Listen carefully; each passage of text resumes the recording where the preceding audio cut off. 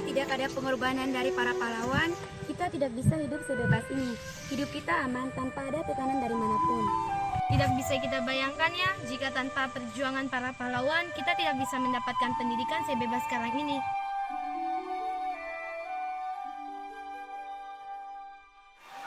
Akhir-akhir ini berita di televisi selalu menayangkan kejadian berupa ancaman-ancaman terhadap berbagai hal sehubungan dengan integrasi nasional di negara kita. Dan seandainya jika dibiarkan akan semakin parah di tahun-tahun mendatang. Iya, saya juga sangat prihatin kalau menonton berita. Negara kita terancam integrasinya dari segala bidang, baik itu bidang ideologi, politik, ekonomi, sosial budaya, pertahanan, dan keamanannya.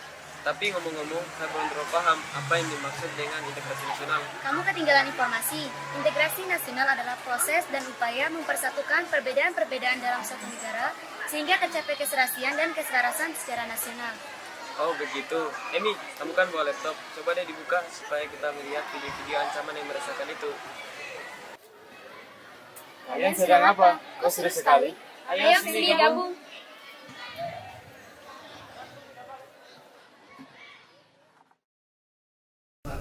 Belakangan ini publik dihebohkan dengan beredarnya berita di media sosial mengenai kegiatan berbau Partai Komunis Indonesia yang seakan memberi peringatan kebangkitan PKI beserta rapat-rapat yang digelar. Hal digital karena kan? kayak telepon yang kita pakai kebanyakan tuh ya paling pakai cuma pakai buat internet. Betul. Apa segala macam. Sementara smartphone jadi teleponnya lebih smart daripada orangnya. Ya. Kenapa? Karena ngelihat berita dikit aja langsung percaya. Ya. Nggak mempelajari, nggak ngelihat sumber dari mana gitu. Yang penting katanya sesuai dengan apa namanya pemikirannya. Ya. Nah, tanpa melihat narasumber ataupun isinya sendiri.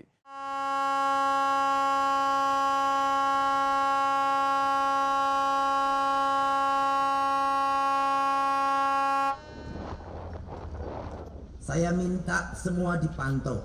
Setiap kita dapat berita penangkapan kapal, itu penetapan penenggelamannya 1 minggu kemudian. Tidak ada 1 bulan, tidak ada 2 bulan, tidak ada apalagi 2 tahun. Kalau udah begitu kejahatan terhadap negara berkali-kali, masa ya kita mau toleran? Direktur Riset Median Sudarto di Jakarta, Rabu, Tiongkok dianggap masyarakat Indonesia sebagai ancaman terbesar, utamanya dalam penguasaan ekonomi. Data itu berdasarkan hasil rilis survei media survei nasional Median dengan judul penelitian membedah persepsi publik terhadap ancaman dari luar negeri. Apa saja ya macam globalisasi budaya? Ayo tebak. Gaya hidup, pakaian, makanan. Gaya hidup masyarakat Indonesia sekarang ini cenderung mengikuti kehidupan budaya barat yang jauh dari budaya-budaya kita sebelumnya. Bagaimana pendapat kalian tentang semua video tadi? Kalau menurut saya, video pertama tadi menggambarkan ancaman terhadap ideologi negara kita. Alasannya karena masih ada pihak-pihak yang masih menganut dan menyebarkan paham-paham komunis. Kalau menurut saya, video yang kedua menggambarkan tentang penyebaran hoaks melalui media sosial yang berkaitan tentang kasus-kasus politik.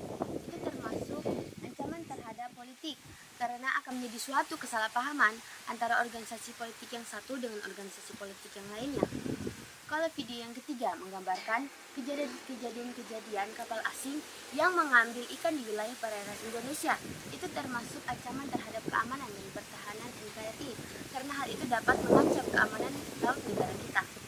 Video yang keempat menggambarkan tentang negara asing yang mendirikan perusahaan di negara Indonesia. Itu termasuk ancaman terhadap ekonomi, karena akan mengganggu pertumbuhan ekonomi di wilayah negara Indonesia. Video yang kelima menggambarkan pengaruh budaya asing yang telah masuk ke dalam kehidupan masyarakat Indonesia. Itu termasuk ancaman terhadap sosial dan budaya, karena akan menenggelamkan dan memusnahkan kebudayaan di negara Indonesia. Bagaimana menurut analisis dan kajian kalian terhadap ancaman-ancaman di bidang ideologi, politik, ekonomi, sosial budaya, pertahanan, dan keamanan, serta strategi dalam mengatasinya dalam Bhinneka Bhinneka Tunggal Ika? Menurut saya, ancaman di bidang ideologi adalah ancaman yang dinilai mempunyai kemampuan yang dapat membahayakan pemikiran masyarakat suatu negara, sehingga akan mengancam terhadap dasar falsafah negara, baik dari dalam maupun luar negeri. Adapun ancaman yang berasal dari luar negeri yaitu adu domba yang dilakukan oleh pihak asing, serta ancaman yang berasal dari dalam negeri yaitu sikap mau menang sendiri dalam masyarakat suatu negara. Adapun cara mengatasinya antara lain dengan memperkuat pertahanan negara. Menurut saya, ancaman di bidang politik adalah ancaman dari pihak luar maupun pihak dalam politik yang mengakibatkan keresahan dan ketidakamanan politik di negara kita, sehingga keamanan politik di negara kita masih dipertanyakan. Salah satu contoh kasus ancaman di bidang politik yaitu kasus suap menyuap, korupsi yang terjadi, misalnya kasus IKTP. Kemudian solusi untuk mengatasinya, yang pertama, adanya kesadaran rakyat untuk memikul tanggung jawab guna melakukan aspirasi politik dan kontrol sosial. Kemudian para pemimpin dan pejabat wajib memberi teladan untuk menindak dan memberantas korupsi. Kalau menurut saya, ancaman ekonomi adalah suatu usaha dan kegiatan baik dari dalam maupun luar negeri yang dinilai dapat mengancam dan membahayakan keamanan finansial serta pertumbuhan ekonomi nasional bangsa Indonesia. Adapun cara mengatasinya antara lain memberikan lowongan dan lapangan pekerjaan kepada masyarakat dan membuat produk sendiri yang lebih berkualitas daripada produk asing. Menurut saya, ancaman di bidang sosial budaya adalah ancaman yang berasal dari luar negeri dan dalam negeri, dan bersifat merusak serta mengancam keberadaan sosial dan budaya di dalam suatu negara.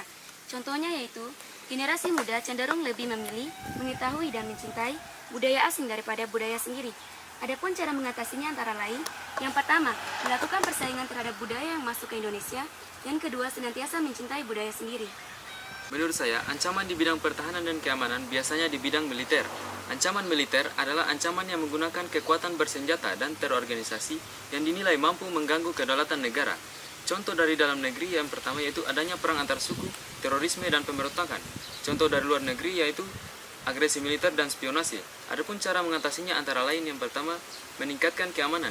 Yang kedua, mengajak masyarakat untuk saling berkomunikasi dan saling bersosialisasi tentang pentingnya peningkatan keamanan.